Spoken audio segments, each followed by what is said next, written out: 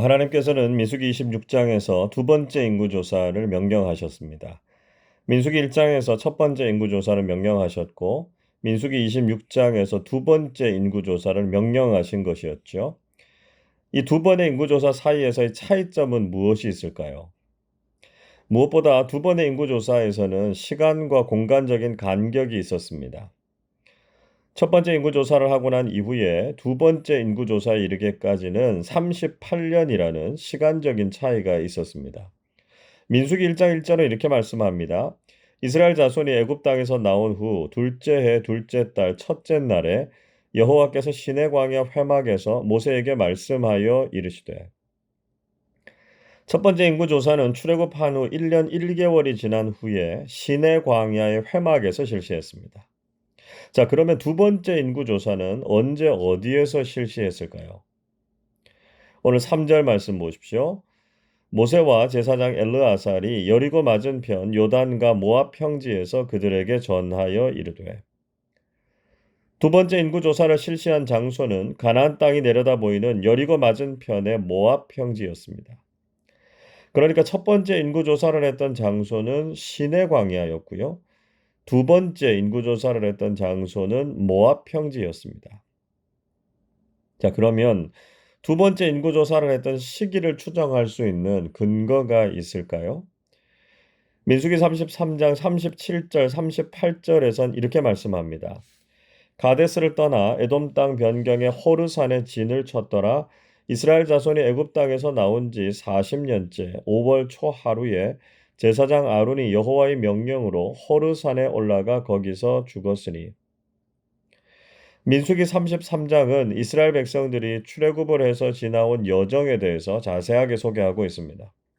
대제사장이었던 아론은 에돔 지역에 있었던 호르산에서 123세의 나이로 죽었습니다. 아론이 죽었을 때가 출애굽한 지 40년째 되는 5월 1일이었습니다. 그리고 이스라엘 백성들의 여정을 살펴보면 에돔 지역을 지나서 북쪽으로 이동하다가 모압 평지에 도착했습니다. 그러니까 첫 번째 인구조사를 하고 나서 모압 평지에서의 두 번째 인구조사를 실시할 때까지는 최소한 38년이 지났음을 알 수 있습니다. 그렇다면 하나님께서는 왜 인구조사를 하라고 말씀하셨을까요?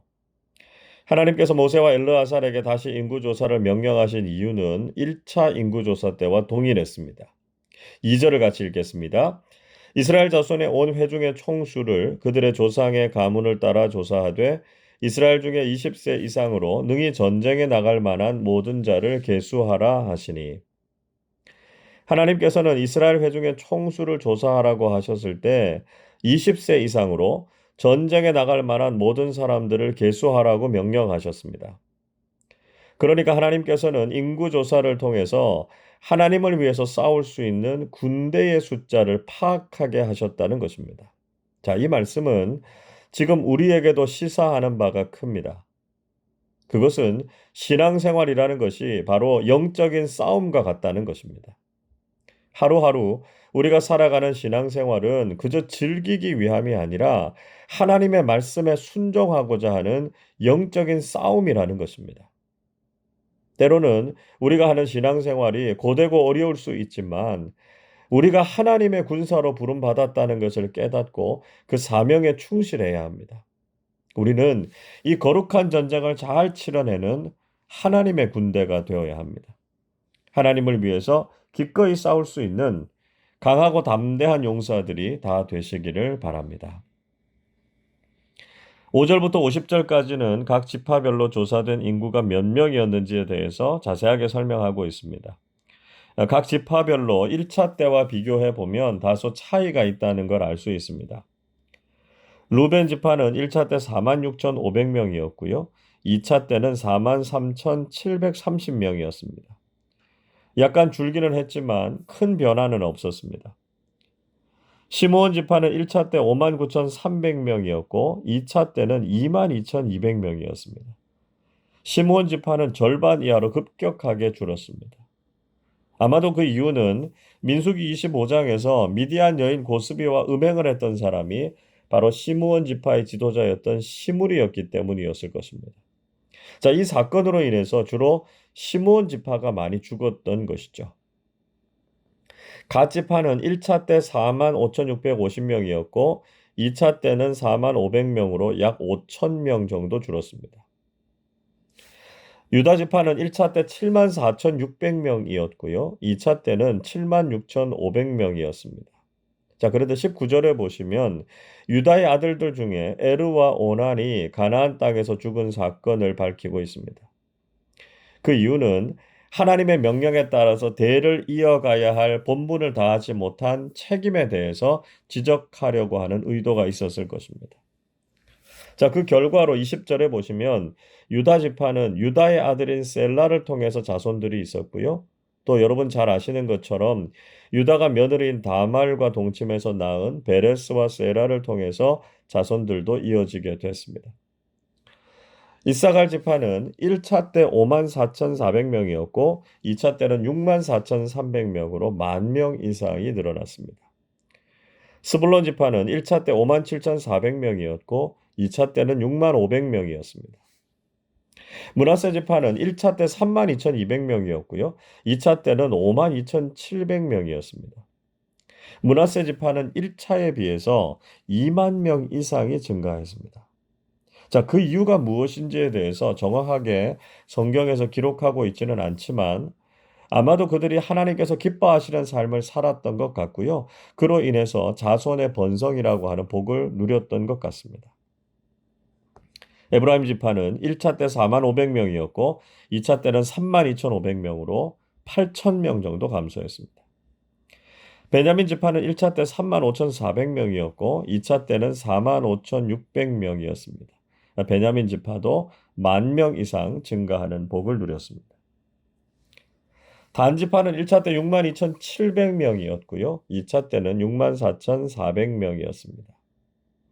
아셀 지파는 1차 때 41,500명이었고 2차 때는 53,400명으로 역시 12,000명가량 증가했습니다. 마지막으로 납달리 지파는 1차 때 53,400명이었고 2차 때는 45,400명이었습니다. 우리는 민수기 말씀을 읽으면서 출애굽한 이스라엘 백성들이 얼마나 하나님 앞에서 불평과 원망을 쏟아 놓았는지에 대해서 살펴보았습니다.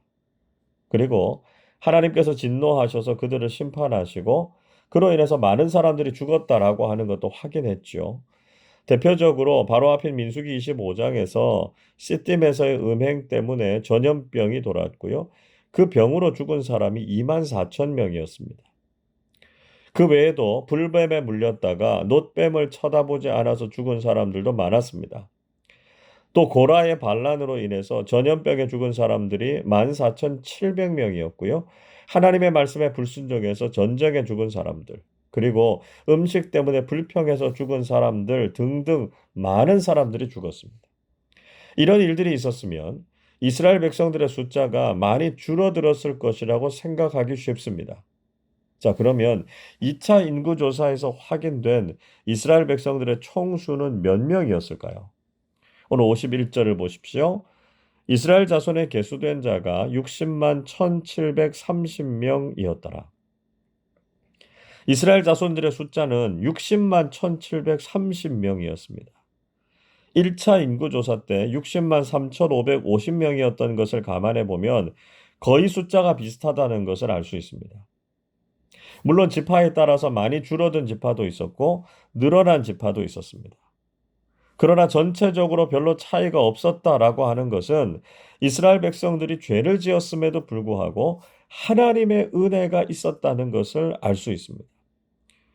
그들을 보호하시고 지키셨던 하나님의 긍휼하심과 사랑이 불순종하고 원망했던 이스라엘 백성들을 보존해 주셨다라고 하는 것을 깨닫게 되는 것이죠. 여러분, 이스라엘의 인구조사는 단순히 숫자를 세는 것이 목적이 아니었습니다. 이 인구조사를 통해서 우리는 많은 것을 깨닫게 됩니다. 우리는 하나님의 군사로 부름받은 사람들임을 깨닫고 거룩한 영적인 싸움에 임해서 승리하는 사람들이 되어야 합니다. 영적인 긴장의 끈을 놓지 말고 하나님을 위해서 싸우는 사람들이 되어야 합니다. 또한 우리도 이스라엘 백성들처럼 허물도 많고 실수도 많은 사람들이지만 하나님께서 지금까지 은혜로 지켜주셨음에 감사해야 합니다. 우리가 잘했기 때문이 아니라 하나님께서 선하고 좋으신 분이시기 때문에 우리가 이런 은혜와 평강을 누리고 있음을 기억하면서 감사해야 하는 것이죠. 오늘도 우리를 사랑하시고 긍휼히 여기시는 하나님의 은혜가 함께하고 있음을 깨닫고 선하고 좋으신 하나님만 믿고 살아가시기를 주님의 이름으로 축원합니다. 기도하겠습니다. 은혜와 긍휼이 풍성하신 하나님 아버지, 번번이 하나님의 뜻에 어긋나서 불평하고 원망했던 이스라엘을 보존하시고 복을 약속하신 것처럼 한없이 모자라고 부족한 저희들에게도 선하신 뜻과 계획을 가지고 계심에 감사드립니다. 저희들이 이 세상을 살아갈 때 하나님의 군대로 살아가게 하시고 하나님의 보호하심과 인도하심에 늘 감사하는 사람들이 되게 해 주옵소서. 선하고 좋으신 하나님을 의지하며 살게 하셔서 하나님께서 약속하신 은혜와 복을 누리게 하시고 하나님의 선하심과 풍성하심을 늘 경험하게 해 주옵소서. 이번 한 달 특별히 하나님께서 주시는 가정을 생각하는 시간을 주심에 감사드립니다. 우리 가정이 믿음 위에 더욱 견고하게 서게 하시고 사랑하는 가족들이 늘 건강하고 기쁨이 넘쳐나게 하옵소서. 가족 간의 갈등과 상처가 있는 가정들을 치유해 주시고 작은 천국으로서의 모습을 회복하게 해 주옵소서. 사랑하는 가족들에게 복음을 전하게 하시고 가족 구원의 귀한 사명을 결코 포기하지 않게 하셔서 모든 가족들이 예수를 믿고 구원받는 복을 허락해 주옵소서. 감사드리며 우리 주님 예수 그리스도의 이름으로 기도하옵나이다. 아멘.